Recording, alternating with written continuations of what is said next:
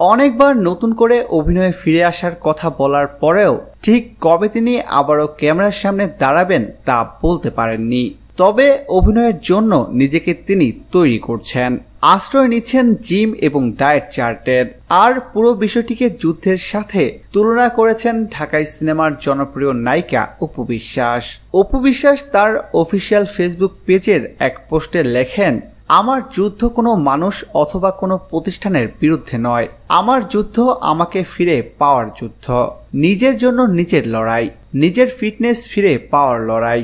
যারা আমাকে ভালোবাসেন, আমাকে নিয়মিত সমর্থন দিয়ে যাচ্ছেন, আমি তাদের জন্য আরো একবার ফিরতে চাই, সেটার লড়াই চলছে।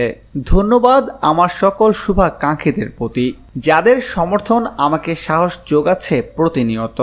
আমার সমালোচকদের প্রতিও কৃতজ্ঞ, যাদের সমালোচনা আমার ইস্পাত কঠিন মনোবল তৈরি করতে সাহায্য করে। প্রিয় দর্শক, ধন্যবাদ ভিডিওটি দেখার জন্য। নিত্য নতুন এক্সক্লুসিভ সব খবর পেতে এখনই সাবস্ক্রাইব করুন এইচডি ওয়েবসে।